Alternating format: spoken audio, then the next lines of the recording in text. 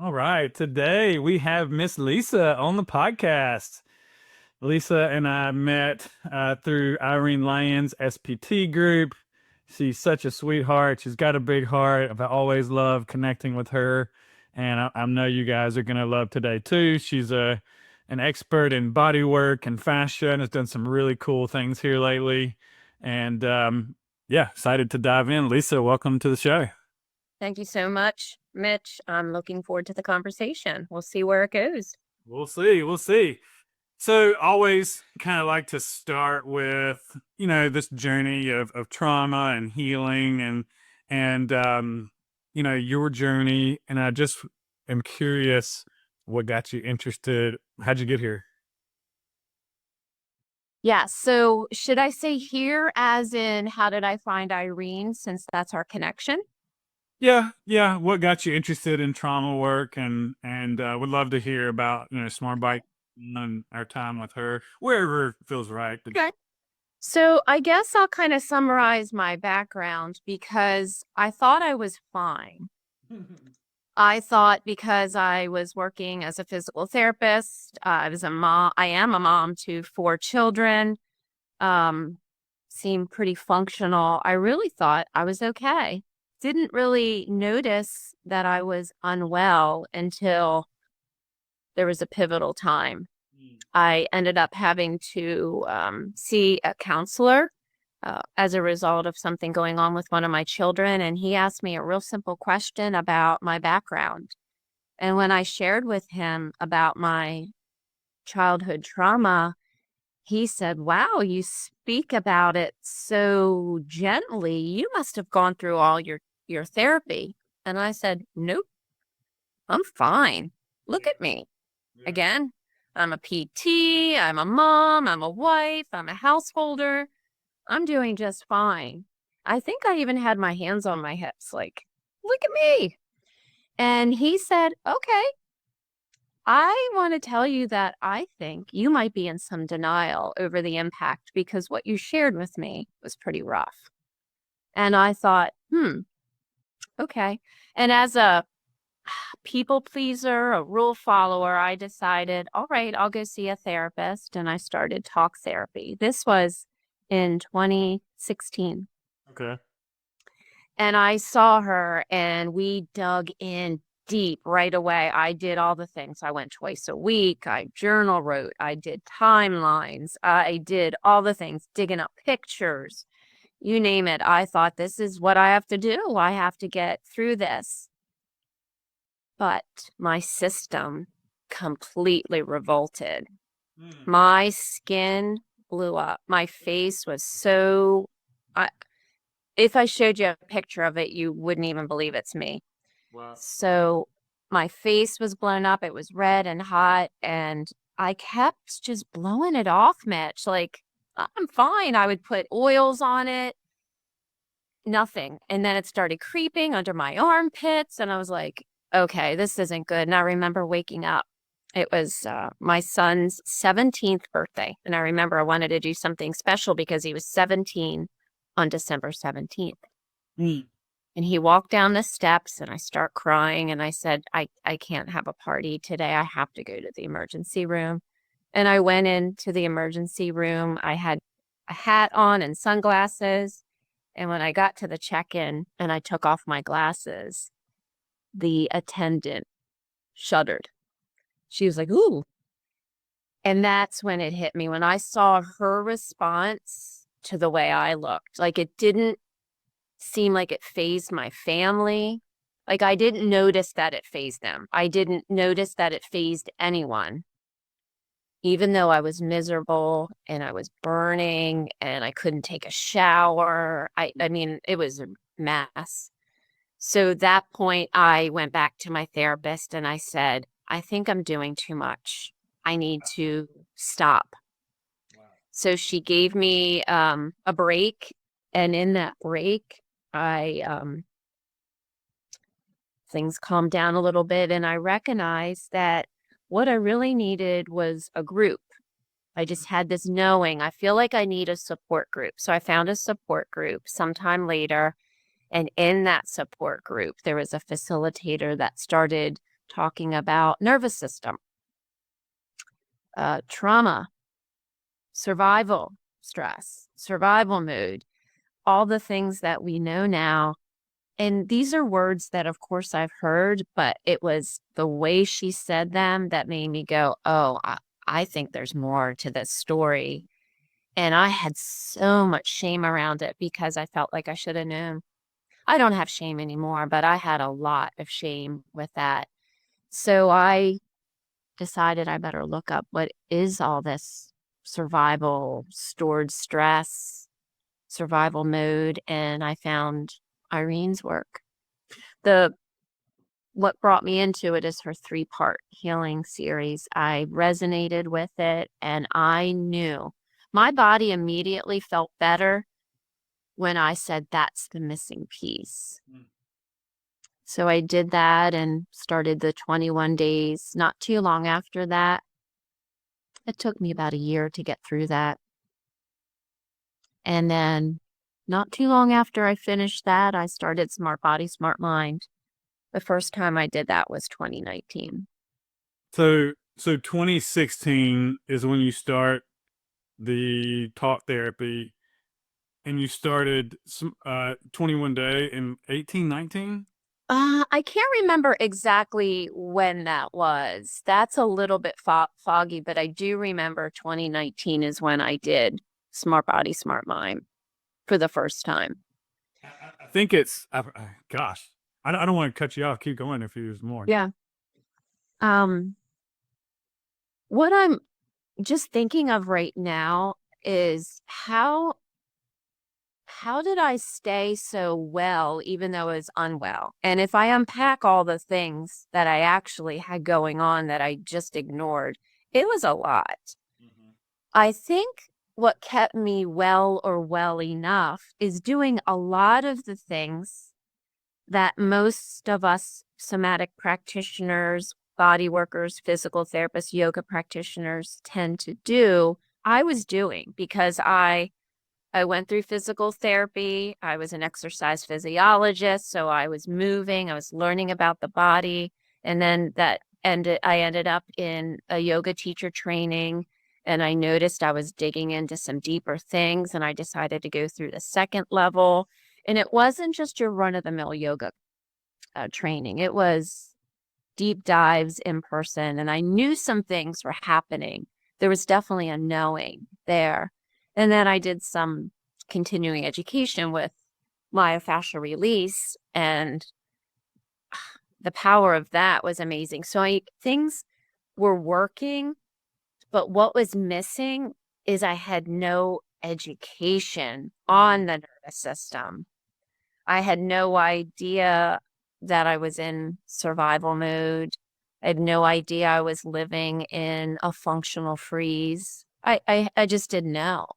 So once I had that knowing and put the education along with all the physical practices and the journaling and the gratitude and the yoga practice, not that I do all of those things all the time, but when you piece those things together, that's where you can have true healing. Mhm.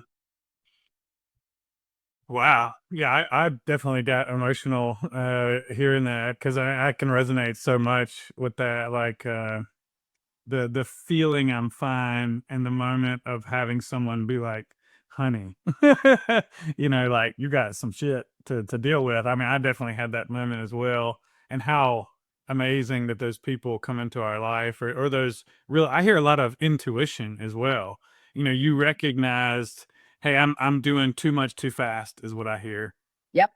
We were kind of talking about that a little bit, getting on, sequencing our healing, and Mm-hmm. easy to roll our eyes when we hear sequencing our healing, and then there are kind of some steps that we can see. Although it's all about, as you demonstrate here, following your impulse and listening to the body, and having this moment of reckoning where we realize like, oh wow, um, there's more here than I expected. I also see such a common theme of the skin breaking out is like a big moment for so many people that have healed.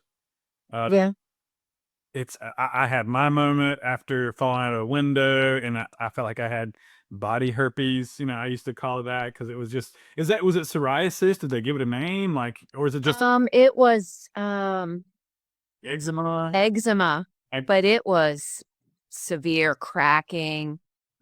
Um, yeah, it was pretty bad. What's interesting now is I'll have a little bit pop in, and then I notice it's my teacher. Here's a little skin flare. What's going on? What am I needing? What am I not doing? What do I need to do? Um, you know, and just really taking time to listen to what my body needs. So it's kind of cool that I have that guide now, but I have never had a flare like that again. Just minor, minor, minor, minor. I wouldn't even say minor. It was like next to nothing. It's just like, ooh, almost like a little pimple popped up. Like that's about it.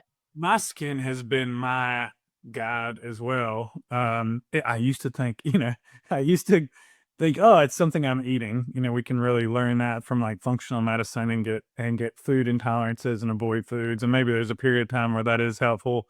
But like you're saying too, the more I heal, the better it gets. And it seems like it kind of flares around big releases, big stuff coming up. I had it. Mine flared up a couple of weeks ago when I had a big thing moving through, and it was like I laid on my gym floor. I got a black floor, and I scratched my head, and it was like something snowed there. Now, if I went and did that, I don't know that it would do that again. It can come and go Mhm. so fast, and for me, it's about allowing it to be there instead of like going to let's red light, let's do this, let's come in and try to fix it. But Yeah. Whereas last time for me, like when my peak, I'm putting all the things on it, Mhm. only making it worse, you know? Well, that's what I learned recently with like the brain retraining stuff, is like what we focus on, we're giving energy to, and the brain prioritizes the symptom or the emotion that feels stuck. And so we instead of moving through knowing that this thing is coming up and out, it's like we're attaching to it and we're thinking, oh, this must mean something about me now, instead of kind of the Mhm. picture I get is like, let's kiss and wave goodbye. Because we're gonna feel it as we go back through it, but the more we kind of hold on to it, the more stuck it gets. And if we can just kind of love it as it moves through, uh, Mhm. Simona, the Irwin, she was on the podcast a couple episodes ago. She talks about symptoms and the river of love. So we've got the symptom, Mm. it's flaring or whatever that is, and it's uncomfortable. We may freaking hate it. But if we can be with it, and the way to do that is to bring this river of love in and to love it the whole time. And so you're, repairing attachment, you're building safety, you're building capacity, you're staying with yourself. Um, through that wave, and then once you kind of see it move through, it's easier to show up and do that next time. It's kind of going against um our conditioning that says, run away from it, put a band-aid on it, fix it. Right. When you just said symptom of love or river of love, right before you said that, I was thinking, I was almost picturing when you were talking about like holding on to it. I thought you're attaching so much fear, not you personally, but us, we Oh, yeah. can attach fear and like what's that putting in our system, It's that's what the exhausting. focus and energy would then be on. Yeah, I mean, it's exhausting to try Oh, to be I thought I had to be the doer of my body. Like, mhm. oh, I learned all these here we go, we're getting spiced up, warmed up. The heater kicked in. Yeah, it's I don't know, what was I saying? I lost my train of thought. Sorry. No, you're good. We talked about focusing on the fear. Um, Yeah, it's just so easy to let fear come in and dominate. That's what it did for me, and that's what her course is called, befriending fear. So learning to sit in that fire with an exaggerated nervous system, a sensitized nervous system that's flooded with adrenaline and cortisol, and um, the more we can ride that through and love that and be with it, the easier it is to let it go instead of attaching ourselves to it, making meaning out of it, and then avoiding it, and then creating an army of biohacks to help. That's what it was. The being the doer of our body. Because I learned so much about biohacking and nutrition and I mean, I would, if I wake up and I'm feeling like shit, then I'm like, oh, I need to go do a workout, do a coffee enema, fast until lunchtime, do a cold plunge, and get some sunlight sometime today. Mm-hmm. You had your checklist. Yeah. I would love to know. So, so you had. I think it's so cool how somebody pointed that out to you. You start doing this work. You realize you got to clean up this mess. You Mm-hmm. you meet it head on. You realize you did too much too soon. You realize you need a community, and you find Irene's stuff in 2019. They did the 21 day. It took me 6 months to a year as well. So I get that. And then Smart Body, Smart Mind. So, like, tell us about how do we get to where we are now, and what's that healing journey look like? Like, tell us that it gets better. I mean, is it still like this, or is it things changed? No, it is definitely not like how it was. There was another pivotal point. So I had made some changes because we're so layered and there were really a lot of things going on beneath the surface. There was another pivotal time. So this was after my skin flare, started making some changes. I started hearing my family tell me that I was thin. So there was a day that I stepped on the scale and I was like, wow, that's like I was 98 pounds, Wow. How much are you now? about 128. Yeah. Let's go. Yeah. Looking good. Big difference. Yeah. I Oh, put on yeah. 30, I put on 30 pounds. Yeah. So that was like another piece. And because of the work I was doing with Smart Body, Smart Mind, I was able to go to the gym. The first bit was triggering. I'd literally find myself in the corner by the weights, crouched down. I would freeze and, just overwhelmed because there's a lot of big people. It's a mental health gym with a lot of heavy metal music. It's just big presence. I'm still there. I still love the gym. I love the people. I can totally be me. Um, Did you have an exercise background prior to this going back to the? Well, I was an exercise physiologist and physical therapist, but what's interesting is my exercise was always groups. Okay. Always. Would have always did weight training in the group, Zumba classes.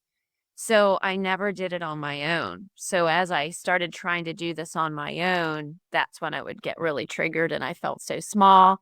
I don't feel that way anymore. So I was able to start working with a trainer and, started putting on weight. And it took me 3 years to put on those pounds. What do you think made the shift going from the person frozen crouching over first day of the gym versus now you're still sticking with it, you gained 30 pounds? Like, what's that? Where'd the concept? There was an interesting thing that you just asked me that question. For some reason, it took me back to one of the days that I found myself in the corner. I remember hearing Irene's voice talking about freeze. Man. And I thought, okay, I think I just froze and I think I need to tell someone. So I went up to the desk attendant and I was working with him at a physical therapy office at the time. He was a physical therapy assistant. So I knew him personally. We had a really good connection. So I went and I said, hey, Chris, I think I just like shut down, froze in the corner, and I know I'm okay, but I just need to tell someone about it. And he looked at me and he said, you are okay. And I don't remember all the words he said, but me verbalizing it and then being seen, I just felt supported. And it was this switch. I never got triggered again like that in the gym. Wow. So then once I started sticking with, I was there. I never went more than 3 times a week. 3 was what I wanted to do. I didn't want to be a bodybuilder. I just wanted to, get stronger, build healthy bones, all the things that a middle-aged woman should want to do. And I just found the improvements. I mean, I was growing in capacity and size, I was gaining weight, I had energy, and then all the other things started shifting. I had incredible improvements with my gastrointestinal Oh yeah. uh, health, my boundaries and relationships had improved. I actually started reading. Reading had always been very, very difficult for me for all the challenges I had with being able to sit still and focus. So started reading. Um, uh, I just started eating better. Like I felt myself being very in tune with what my body needed. And then I just felt excited about sharing all the things that I was doing. That's when I started recognizing now I'm implementing that into not only my personal life, but that's when I started adding pieces of it into what I do professionally. So that's when I felt like it really was integrating. But it Yeah. took years, it takes years, Oh but yeah. it is worth it. It's worth the time, the effort, because you are making changes along the way Mhm. and connections and you're learning. So, yes, it took me a long time, but I got this life to live. And if that's the way I'm going to live it, that's great. And I know there's more to learn. It's beautiful. I love you sharing that journey, and I know so many people. It gives hope and excitement about what's possible. One thing I'm thinking, I don't know if this is an actual pattern, um, but I see this a lot in people. It's like I think you come to this work feeling too much or not feeling anything at all, right? You were in the I don't feel anything. I'm good. I'm okay. I'm fine. I'm writing that down in my little circle over here. And I felt like my hair was on fire, right? Mm. Like I felt so much that I don't know what to do with this. Like I'm gonna jump out of my skin. If you lit me on fire, I wouldn't know because that's how I always feel, right? And so I had to learn to interpret what I'm feeling and eventually found out there was a lot of stuff there. Same thing with you. You're fine. I find out there's some work I need to do. So we start doing that work Hmm. and it seems like your system blows up, you get more activation. And for me, I already had the activation. At some point, I got a shit ton of fatigue. Mm. Did you have a fatigue? Is that how it come? I see this pattern of people come in the too much, eventually go into fatigue once there's safety. They've been running on fight or flight. They're stuck in fight or flight, running on the hamster wheel, and they step off the hamster wheel. There's more safety. We drop into a deep fatigue and feel what it feels like to run on a treadmill our whole life. And then maybe the I'm fine people go into more activation before they come out the other side. Does that resonate with you? I think I understand what you're saying. I'm trying to relate it to me personally. Yeah, yeah, yeah. So it was when we just did our second in-person training when we were in at Brew Creek together. So this is fast forwarding to last year. Yeah, this is how long this stuff takes. The awareness. I remembered at that training, I recognized my flight responses, how prevalent they've been. Now, this is me noticing it. This isn't saying it only started happening then. I just really became uber aware of it. Aware for the first time. Yes. And it was a comment that Irene said. Mhm. We were in the round table and we were doing some of our on the spots, and somebody was describing sympathetic. And in the description of it, she made a comment to say, well, most of the time when we're talking about sympathetic mobilization energy, we're talking about fight, not so much flight. And I remember inside going, no, no, no, no, no, no, no. I resisted that. I was like, no. And then I realized I was resisting that statement because I am a flighter. I'm not a fighter.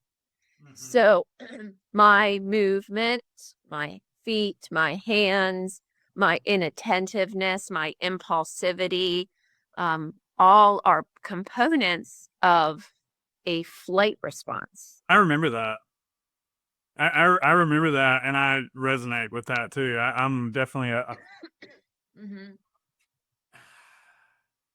I don't know if I'm kind of both. Well, we could certainly toggle, right? But my tendency is to avoid and get away. Mm-hmm. So I want to run. If you corner me, I got taught that if I fight, because I was way bigger than people growing up, and I think it was like a let's keep Mitch from hurting people. Like, hey, if you fight somebody, I'm gonna fight you when you get home. And so I was terrified of getting punished for fighting. And so and that's why it's sometimes difficult for me to access anger. It's something I've done slowly. But Mm-hmm. there also is the other day, here's my fight response. It's kind of both. I woke up the other morning and the house was quiet. It was me by myself. I had a little wake and bake. It was Saturday morning, so I'm kind of stoned. And I go into the. I have this fear that there's a snake on the step, coming out of a Oh, branch. I hate snakes. okay. Uh, Something is there. I think it was like a broom. Pretty sure it was a broom. Yeah, there's like a little broom and a sweeper. And I felt something come up, and in my mind, it was a snake, like jump, Ooh. like, and I kicked that thing across. I kicked it across the room, and I just sat there and died. So I got a little bit of fight in me too. But to your point, Yeah. yeah, I think moving back and forth and understanding. I think it's a good point to say the nervous system is always changing. We may have a Yeah. dominant state. It's not good or bad. It's adapted. Just like Lisa's functional freeze that allowed her to get through some horrible shit when she was a kid and get to a point where she's an adult and going, I'm fine. That's Mhm. extremely adaptive. There's nothing wrong. Very adaptive. Thank God we had that. Yeah. I mean, if Yeah. we didn't have that, we'd be dead or something like that. So Mhm. it's to really highlight there's no good or bad nervous system. Right. All the nervous system states and feelings are welcome and approved and all good. Um, and we have multiple states that are always changing. And the more that we can, like, I just did a nervous system quiz. That's why this is kind of fresh on my mind. And at the end of the day, I'm looking here at our state dependent behavior that we got from Irene. I believe that's in Smart Body, Smart Mind. And it's real easy to go, okay, I'm in ventral or I'm in low tone dorsal. And so let me enjoy this. Let me, be whatever it is. It's like we can get into fixing and figuring it out, or we can go, hey, my nervous system is constantly changing. The more I can observe it and be with myself and give myself what I need, the easier to move back into a better state, like better window of tolerance type situation. For sure. Yep. Yep. We can it's not wise to force it. Yeah. Force it. Yeah. Yeah. You mean not being my authentic self and like going back into my patterns is not good to bring into a session? Right. Deep into the pool, black or white, thinking all the woo. Mhm. But with that said, if you notice things like for me, I noticed the fight or the flight tendencies. I worked with it. Oh yeah, So when tell I me came, tell me about how that's evolved since then. I think that'd be great for people. yeah. So what I did when I came home from that to integrate is I started doing things like I would move my arms like I'm running, or I'm not a runner at all, which is so interesting. I truly do not care for that form of exercise, Me neither. but I will run with my arms, or I'll run in place, or I'll do things that feel like running. Or I'll do little spurts, like I'll take my dog for a walk and let's just run for one of the blocks. And that's enough for me. And I realized that's what I needed to um, complete that experience. And And as soon as, you were so how did you use that? So did you like feel the feeling of flight coming up and you're like, oh, this is a time for me to practice? yes, And what happened when you followed the impulse? it really could have been something as simple as like, running in place, or sometimes it's just my arms. And then there were a few times that since I noticed it quite a bit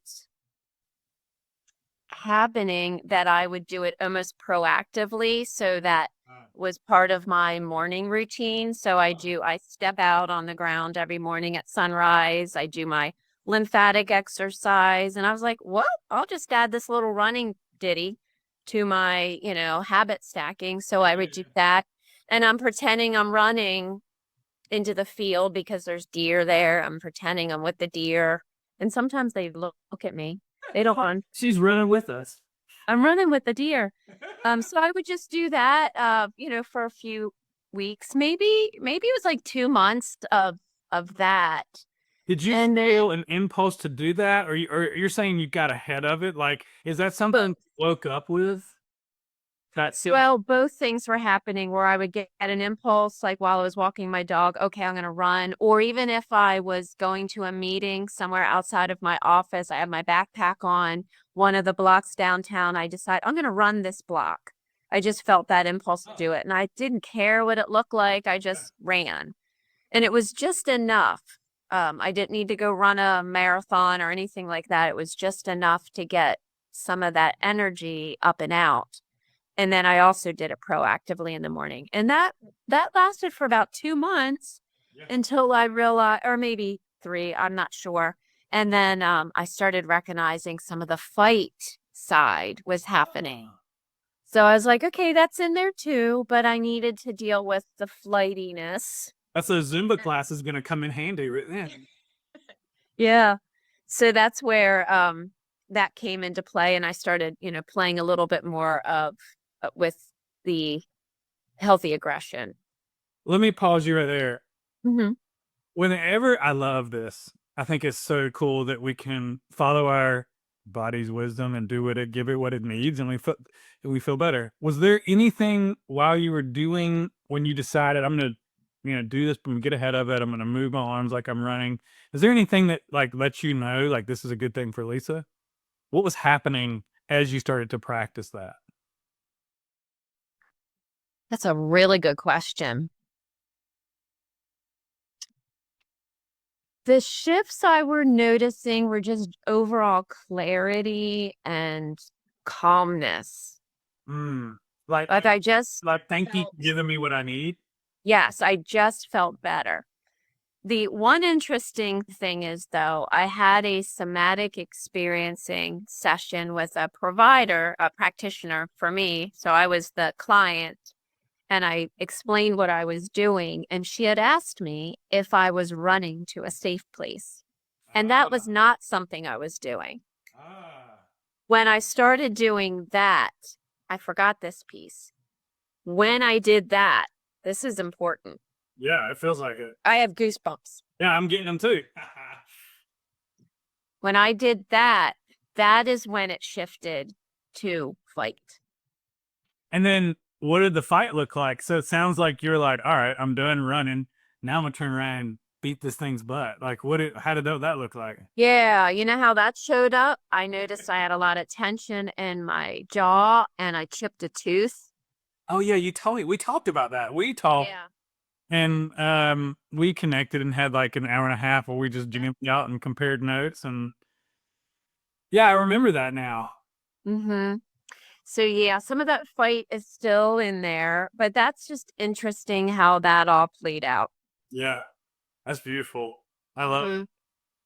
I love you sharing all that. It's so cool. Like and the reason I ask about, what did your body do? Mm-hmm. How did you know? Because when I tend to get the message from my body and respond in the way that my body is looking for, and for me, that's been allowing sensation and symptoms to be like, you're loud. And I learned through deep exploration that that's what I wanted as a kid. I wanted to be validated and allowed. I wanted to belong. I wanted to be wanted and needed, and so what I was doing is constantly telling my symptom to go away and that you're not allowed to be here and I need to fix you. And that's that prioritizing that symptom and constantly focus on it keeps us stuck. And when I started turning towards it and tracking it and staying with it and just saying, you're allowed to be here. I love you. It's all good. Can feel emotion coming up as I'm even talking it. My body would get just like when we just felt that it's really good to drop this tip in here of running to safety and we both got chills. That's what my body does. It gives me chills. It's like, yo, go, Mitch, go, Mitch, go. It's like, And it's like whenever I get stuck in my little process and I don't know what to do, uncertainty is a trigger for me.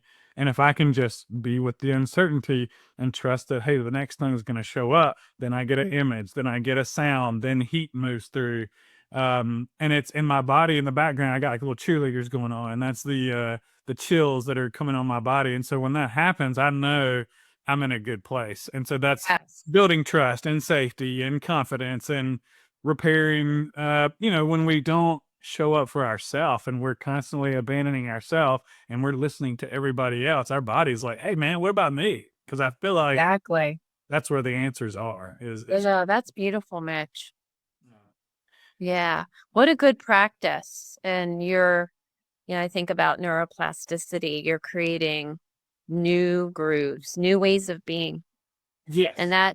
that is such a powerful, it's a big word, but such a powerful process that's available for everyone, Yeah. for better or for worse. And the cool thing is we're here for better. Yeah. So, Yeah, one thing that I heard recently, I think Simona said it too, and she said safety is something we build through repetition, and it's showing up for ourselves no matter what's going on, and that was so big for me. My early stuff was like, hey, if you get too emotional, then like we're gonna fix this, or you're gonna be punished, or you're ridiculed, or whatever it is. And so in those moments, that's when those little parts, that younger self, needs us the most. And if we're I always share the analogy of like a little kid showing up at our door in the freezing rain and we're just slamming the door in their face. So what happens when we welcome in and give them a blanket and say, "Tell me everything. What's going on, dude?" mm-hmm, So much repair can happen in that. mm-hmm. I want to kind of switch gears a little bit. Sure. I want to know about fascia. I know I love you- fascia. that you've worked with. I think it's so fascinating that there's all these doorways into the nervous system, that the fascia holds so much. I used to think that I was a chiropractic guy. I still like chiropractic work. And I'm like, oh, I just got to pop it, and it's just out of alignment. Something's wrong with me. I feel like I'm bringing my patterns into, my body. And I've learned that, man, fascia is freaking amazing. So much tension and trauma can be held there. And even in the digestive, whenever we start to, you and I both, I think, burping in session and then digestion improving. I don't think I ever had gut issues. I think I had trauma issues that were held in my gut. Like, Yep. what can you tell us about, we've got, 15, 20 minutes left here. Okay. Like, Sure. dive into it, man. Tell me, like, what gets you interested in it? Yeah. How did I get interested in fascia? I got a flyer in my mailbox and it said, you have this option for continuing education. And I decided that's what I was going to do. And I did, I trained with John Barnes, who's one of the first individuals who founded myofascial release. There's a lot of different forms, but his is one of the original. And I was told on it immediately. I knew that was a piece for me and for those who I worked with. And I've been working with the fascial system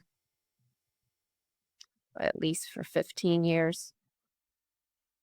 And I think it's been my personal saving grace because I use a lot of different tools to work on the fascial system. And then, of course, I offer that as care for others.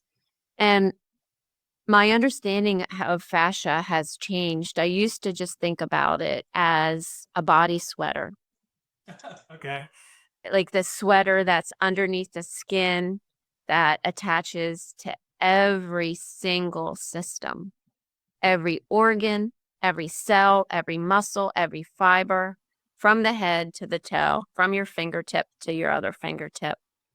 It actually gives us our shape and our form. We like to think it gives us the shape of this skeleton, Yeah. or that art where this shaped. We are skeleton shaped, but if you removed all the fascia, that skeleton would just be a pile of bones. It would not be held up by anything. So fascia truly gives us support as well as this structure.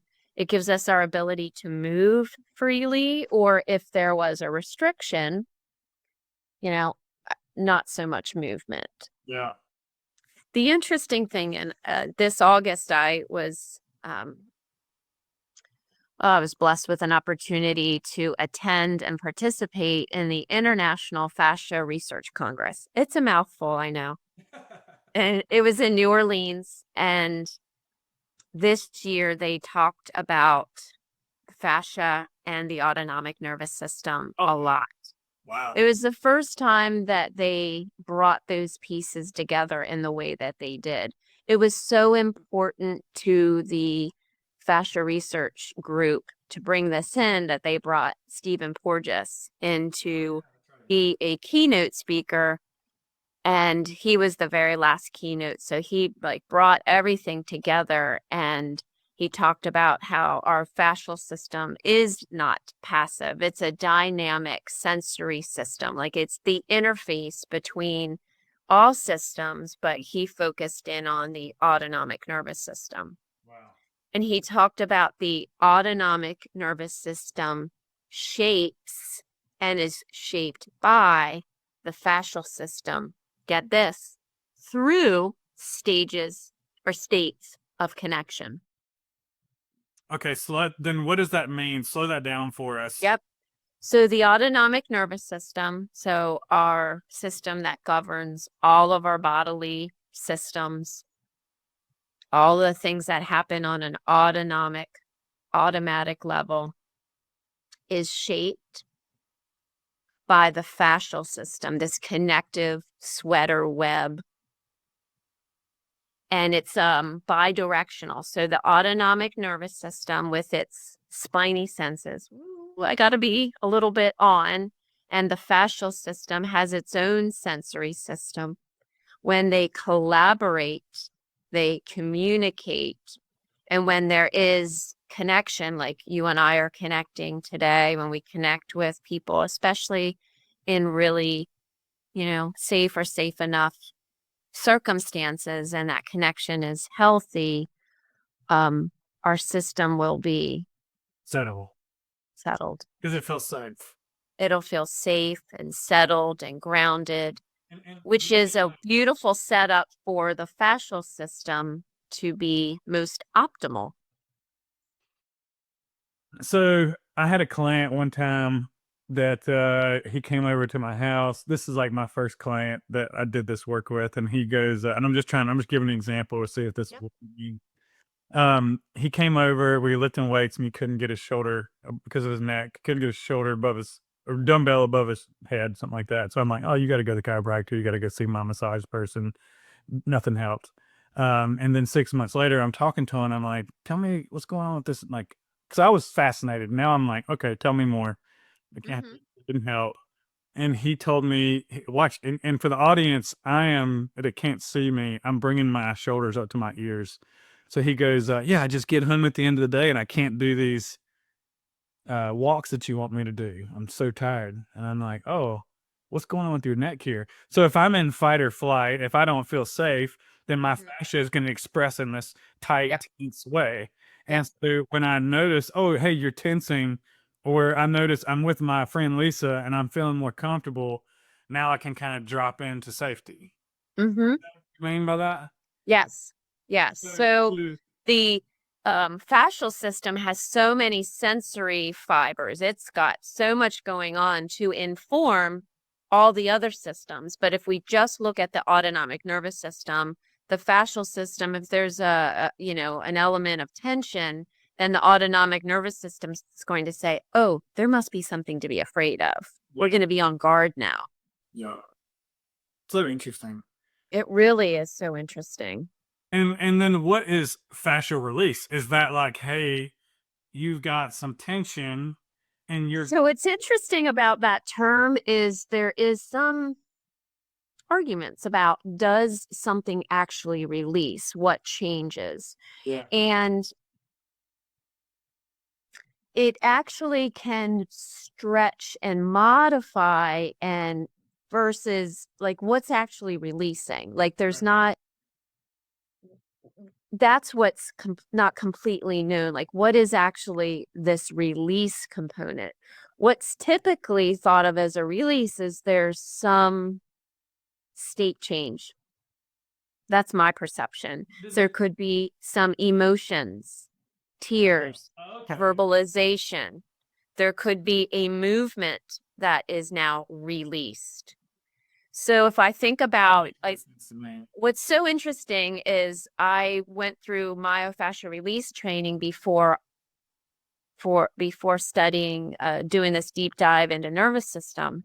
Yeah. So the things that I learned there, I'm recognizing, oh, this releasing that's happening, this is actually an individual wanting to complete Yes. a procedural memory of a moment in time that they couldn't do, a fight that they wanted to fight off, or maybe they're reenacting a fall and they get themselves back up, or pushing someone away, all the things that we may not get to do in that moment of trauma, of accidents. That makes a lot of sense. So here's something I've noticed with me, and I love that I come see people like you all the time. Got a lot of body stuff from football and all the sports and car accidents, you name it.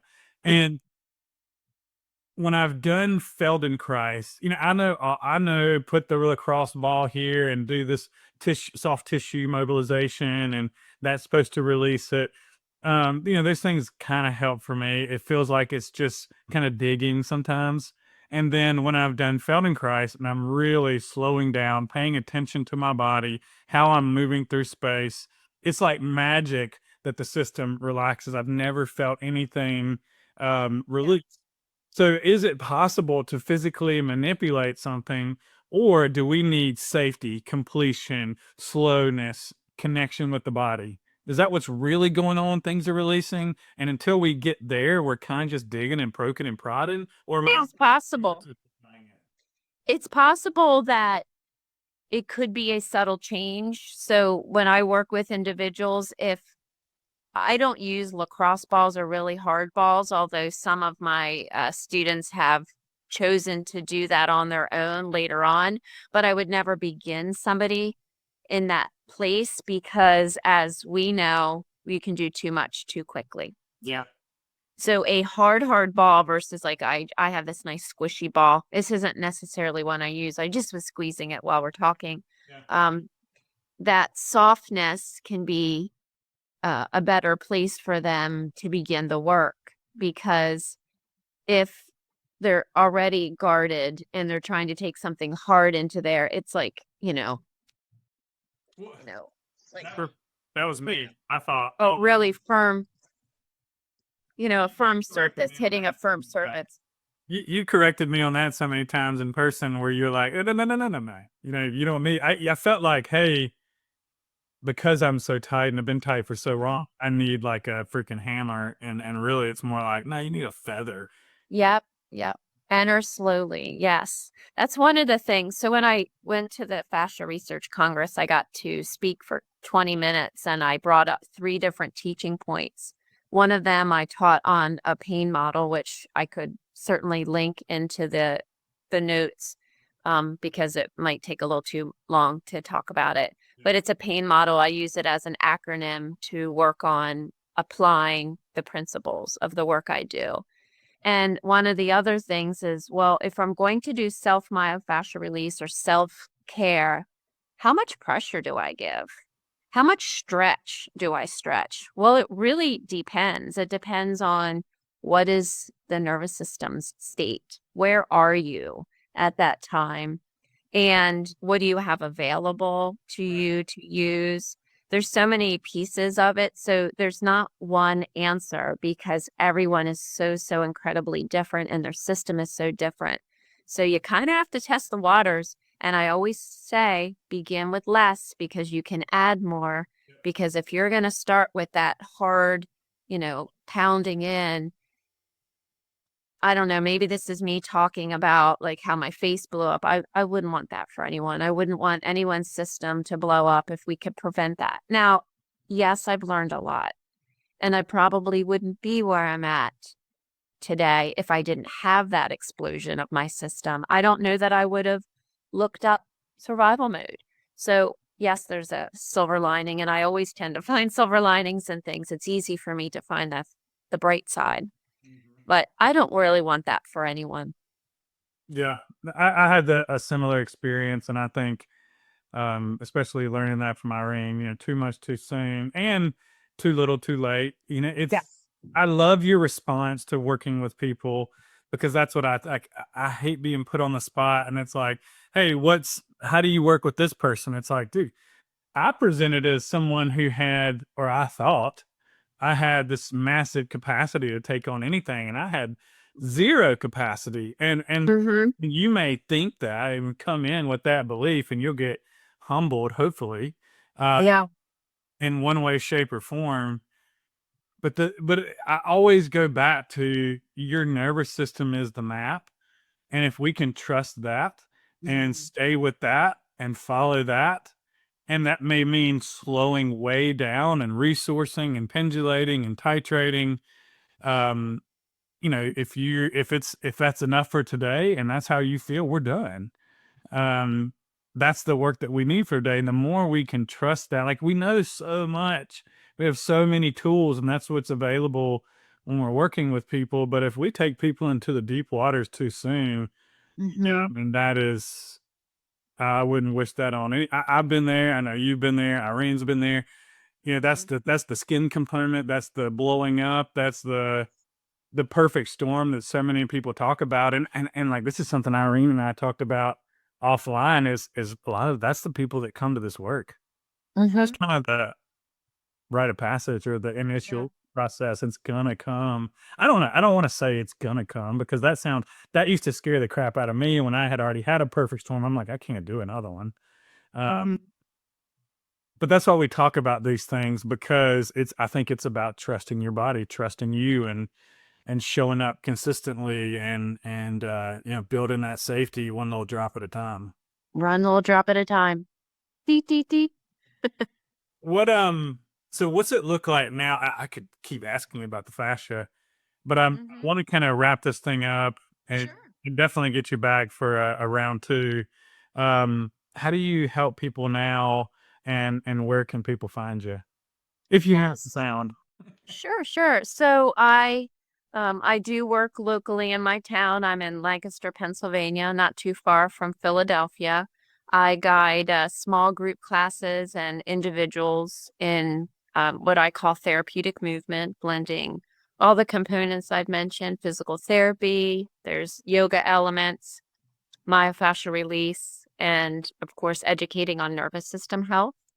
Um, while my classes and courses are in person, I do appreciate being connected with anyone who feels drawn to this kind of work. So feel free, feel free to reach out to me, and maybe there is a potential collaboration, especially in the area of movement professionals. If anybody would like to know a bit more about how I pull these pieces together, that could be something that could be done online. So that would be a possibility. I also would be willing to share with anyone my slide PowerPoint presentation that I offered for the Fascia Research Congress. I spent a lot of time on it, and I would love to share that. Um, Can we put their show notes? Would you be willing to share that there? We could put it. Absolutely. We can talk about what that looks like. Also, if anyone is in the Philadelphia, Baltimore, Washington, D.C. area, there are possibilities that I could do wellness events in the future because I've been in all of those areas, and those are possibilities that I could offer, whether it's a one-time event or retreat. So, we can stay in touch that way. My website is Move Well with Lisa, and that's my Instagram as well. So I always like to support people to move better and feel better, rest better, and just be better in their bodies and their thoughts and just in their day. One thing we didn't talk about in here at all is play and how important that is. So my classes are, I hope, fun. They're fun for I me. imagine they are. I I know sometimes it can be hard stuff that comes up, but if we can lighten the load a little bit along the way and add just, whether it's a little bit of sense of humor or just some enjoyment in the movement itself, that can really escalate the learning experience. So if we're learning something and it's in a pleasant framework, the learning is more powerful. It's a lot more potent when we learn in play. Oh yeah, I mean, it's so much as opposed to learning in fight or flight.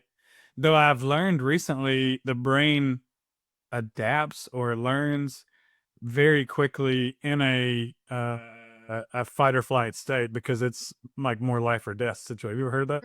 I can see that. No, but I appreciate you sharing that because something that I see in the group from all of us from all over the world is finding good help, and so I'm glad that you mentioned those areas that are around you because I know that if anybody's in that area, they're going to be really lucky to get to work with Lisa. And talking about play too, I love Lisa's silliness. We didn't cut up that much, but know that me and Lisa Yep. wiggly little energy and we love to cut up and be silly. So Yes. Lisa, thank you so much for coming on Thank you, Mitch.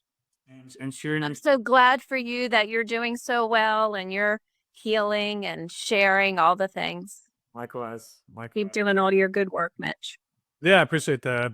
And I think there's so many good nuggets. I think my big takeaway today was the running to safety. So I really appreciate you sharing that. That's huge.